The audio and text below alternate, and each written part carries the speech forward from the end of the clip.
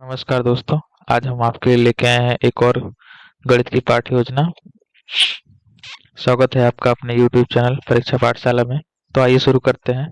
सर्वप्रथम हम लिखेंगे विद्यालय का नाम। ठीक है, आप जिस विद्यालय में प्रशिक्षण कर रहे हैं वहाँ का नाम लिखेंगे। फिर प्रारंभिक सूचना भरेंगे। प्रारंभिक सूचना में पहले दिनांक, कक्षा, विषय, कालांश, जिस पीरियड में आप पढ़ाएंगे उस पीरियड का वो पीरियड लिखेंगे यहाँ पे। फिर अवधि, जितने मिनट आप पढ़ाएंगे वो यहाँ पे लिखेंगे। ठीक है, फिर अगली हेडिंग यहाँ पे लिखेंगे प्रकरण। ठीक है, जैसा कि हम हमारा प्रकरण भिन्न है। ठीक है, अगला हेडिंग देखते हैं सामान्य उद्देश्य। सामान्य उद्देश्य में देखते हैं हम, पहला है इसमें छात्रों को नूतन ज्ञान खोजों से परिचित कराना। ठीक है, दूसरा हो गया छात्रों में अंतर्निहित गुणों तथा योग्यताओं का विकास करना। तीसरा हो गया छात्रों को समाज के लिए उपयोगी नागरिक के रूप में तैयार करना। ठीक है, चौथा हो गया छात्रों के मानसिक वक्तार्थियों का विकास करना। पांचवा हो गया छात्रों में गणित विषय के प्रति रुचि उत्पन्न करना। छठवां हो गया छात्रों में राष्ट्रीयता की भावना विकसित करना। सातवां हो गया छात्रों में अन्वेषण शक्ति को विकसित करना।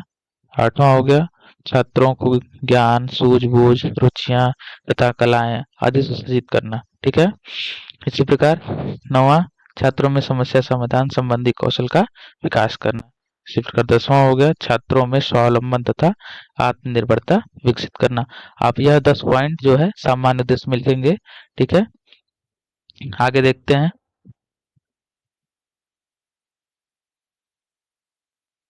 अब जो हमारी अगली हेडिंग है वो है विशिष्ट उद्देश्य। ठीक है, इसमें विशिष्ट उद्देश्य में सबसे पहले हम लिखेंगे ज्ञानात्मक उद्देश्य।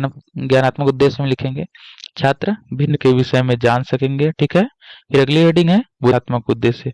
बोधात्मक उद्देश्य में हम लिखेंगे छात्र भिन्न के प्रश्नों को हल कर सकेंगे। ठीक है, फिर तीसरा हो गया प्रयोगात्मक उद्देश्य। इसमें हम लिखेंगे छात्र दैनिक जीवन में भिन्न की उपयोगिता को समझ सकेंगे। ठीक है, अब इसके बाद अगली हेडिंग है सहायक सामग्री। ठीक है, तो इसमें सहायक सामग्री में लिखेंगे चाक, डस्टर इत्यादि, मतलब जो आप पढ़ाते समय उपयोग करेंगे चीजें आप उसको सहायक सामग्री में लिख सकते हैं। ठीक है, अगली हेडिंग देखते हैं। अगली हेडिंग है पूर्व ज्ञान। ठीक है, पूर्व ज्ञान में हम क्या लिखेंगे छात्रों को गिनती, भाव व संख्याओं का सामान्य ज्ञान है। ठीक है, यहाँ पे भाव नहीं है, यहाँ पे है भाग है। ठीक है, अब अगली हेडिंग देखते हैं। अगली हेडिंग है प्रस्तावना। ठीक है, प्रस्तावना में हम 3 कॉलम बनाते हैं। पहला क्रम संख्या, दूसरा छात्राध्यापक कथन और तीसरा छात्र या छात्रा कथन। ठीक है, पहला प्रश्न करेंगे हम बच्चों से।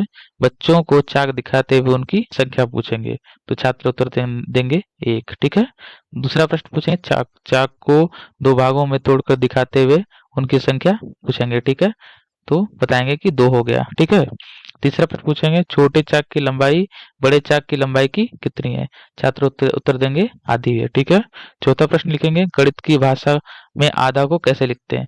छात्र बताएंगे 1/2। ठीक है, अब पांचवा प्रश्न देंगे 1/2 संख्या किस रूप में है। ये आपका समस्यात्मक प्रश्न हो गया। ठीक है,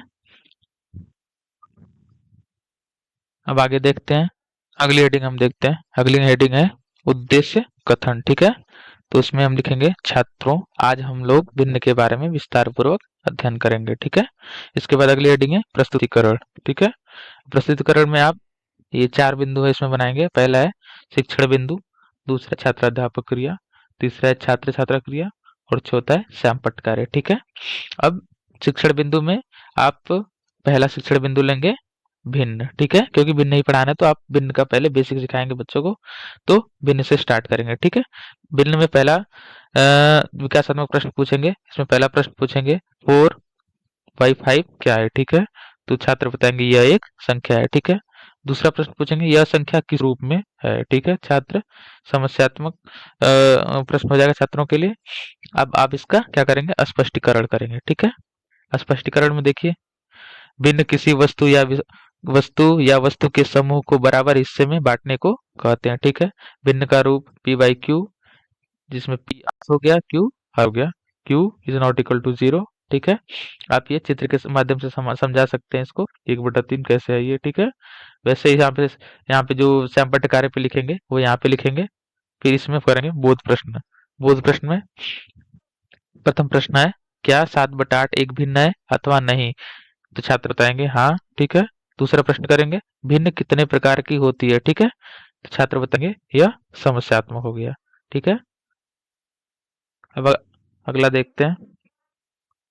अब हो गया आपका यहाँ से अगला हेडिंग, ठीक है। दूसरा शिक्षण बिंदु हो गया इसमें भिन्न के प्रकार। अब आप इसका स्पष्टीकरण करेंगे। भिन्न निम्नलिखित 3 प्रकार की होती है। पहला हो गया उचित भिन्न या सम भिन्न, दूसरा हो गया विषम भिन्न या अनुचित भिन्न, तीसरा हो गया मिश्र भिन्न, ठीक है। इस समय क्या करेंगे, जब आप समझा रहेंगे छात्र ध्यानपूर्वक सुनेंगे तो आप उसको यहाँ पे लिखेंगे छात्र क्या कार्य करेंगे, ठीक है। अब इसके बाद समझाएंगे आप, जब किसी भिन्न के अंश का मान हर से कम होता है तो वह उचित भिन्न कहलाती है, यानी अंश से हर बड़ा होता है, ठीक है। P by Q, Q is not equal to 0, अंश छोटा होता है हर से, ठीक है। ऐसे करके जो भी रहेगा इसमें आप उस समझाएंगे, आप उदाहरण के माध्यम से भी समझा सकते हैं, ठीक है। और ये सारा कार्य आप सैमपट कार्य पे करके समझाएंगे, ठीक है। तो यहाँ पे सैमपट कार्य वाले में लिखेंगे सेक्शन में, ठीक है। आगे दूसरा भिन्न समझाएंगे, विषम भिन्न या अनुचित भिन्न। जब किसी भिन्न का अंश हर से बड़ा होता है तो वह अनुचित भिन्न होती है। पी बटा क्यू, जिसमें क्या क्या होना चाहिए, क्यू 0 नहीं होना चाहिए, ठीक है। तो इस केस में क्या होगा, पी क्यू से हमेशा ही बड़ा होगा, तो अंश हर से हमेशा बड़ा होगा, ठीक है। यहाँ पे उदाहरण दिखा देंगे कि 5/4, 7/3। तो ऐसा अगर भिन्न आता है जिसमें अंश बड़ा होता है हर से, तो वह विषम या अनुचित भिन्न कहलाएगी, ठीक है। आप इस कार्य को सैमपट पे करके दिखाएंगे और यहाँ पे आपने सैमपट कार्य में लिखेंगे, ठीक है। अगला देखते हैं। अगला है तीसरी और आखिरी भिन्न है मिश्र भिन्न, ठीक है। इसमें लिखेंगे, जिस भिन्न का एक भाग पूर्ण व दूसरा भाग अपूर्ण भिन्न हो वह मिश्र भिन्न कहलाती है, ठीक है। इस उदाहरण के तौर पे दिखा देंगे 4 सही 1/5, 6 सही 1/8 इत्यादि, ठीक है। यहाँ पे आप सैमपट में भी लिख के दिखा देंगे ऐसे करके। अब अगला है बोध प्रश्न। बोध प्रश्न में पहला प्रश्न पूछेंगे, 4/5 कैसा भिन्न है, ठीक है। तो छात्र उत्तर देंगे उचित भिन्न है, ठीक है। जिस भिन्न दूसरा प्रश्न पूछेंगे, जिस भिन्न में अंश हर से बड़ा हो उसे क्या कहेंगे, छात्र उत्तर देंगे विषम भिन्न, ठीक है। तीसरा प्रश्न पूछेंगे, 2/5 और 4/5 में कौन बड़ा है, यह छात्र के लिए समस्यात्मक हो गया, ठीक है। अब आप इसके बेस पे अपना तीसरा शिक्षण बिंदु लिखेंगे, ठीक है। देखिए तीसरा शिक्षण बिंदु क्या है, छोटी बड़ी भिन्न, ठीक है। अब आप इसका स्पष्टीकरण करेंगे। समान हर वाली भिन्नों में बड़े अंश वाली भिन्न बड़ी होती है और छोटे अंश वाली भिन्न छोटी होती है, ठीक है। जैसे 2/5, 3/5 में 2/5 छोटी और 3/5 बड़ी भिन्न है, ठीक है। उस समय छात्र ध्यानपूर्वक सुनेंगे। आप यहाँ पे सैमपट पे आप लिख के दिखाएंगे और बताएंगे कैसे हो रहा है, ठीक है। अगला पॉइंट है, समान अंश वाली भिन्नों में बड़े हर वाली भिन्न छोटी तथा छोटे हर वाली भिन्न बड़ी होती है, ठीक है। जैसे 1/2 था 1/3 में 1/2 बड़ी भिन्न है और 1/3 छोटी भिन्न है, क्योंकि दोनों का अंश समान है। जो जिसका जिसका भिन्न छोटा वह बड़ी भिन्न और जिसका भिन्न बड़ा हुआ छोटी भिन्न, ठीक है। अब यहाँ पे सैमपट पे लिख के दिखाएंगे। आगे देखते हैं। अब इसमें आ गया बोध प्रश्न, ठीक है। यहाँ पे देखते हैं। अब आ गया बोध प्रश्न। पहला प्रश्न पूछेंगे, 3/5 और 5/5 में कौन बड़ा है, तो छात्र बताएंगे 5/5, ठीक है। दूसरा प्रश्न पूछेंगे, 7/2 और 7/3 में छोटा कौन है, ठीक है। छात्र बता देंगे आसानी से 7/3, ठीक है। अब इसके हमारा शिक्षण बिंदु बिंदु यहाँ पे समाप्त होता है। अब अगला हेडिंग है, क्या है, पुनरावृत्ति प्रश्न, ठीक है। पहला प्रश्न पूछेंगे छात्रों से, भिन्न किसे कहते हैं, ठीक है। दूसरा प्रश्न पूछेंगे, भिन्न को किस रूप में लिखते हैं। तीसरा प्रश्न पूछेंगे, 5/4 एक सम भिन्न है या विषम भिन्न, ठीक है। प्रश्न नंबर 4 पूछेंगे, 4 सही 1/5 किस प्रकार का भिन्न है, ठीक है। प्रश्न नंबर 5, 3/4 और 6/4 में कौन सी भिन्न बड़ी है। आप जो पुनरावृत्ति प्रश्न है आप अपने अनुसार भी अपना बना सकते हैं, ठीक है। अब इसके बाद अगली हेडिंग है गृह कार्य, ठीक है। आखिरी हेडिंग है ये गृह कार्य।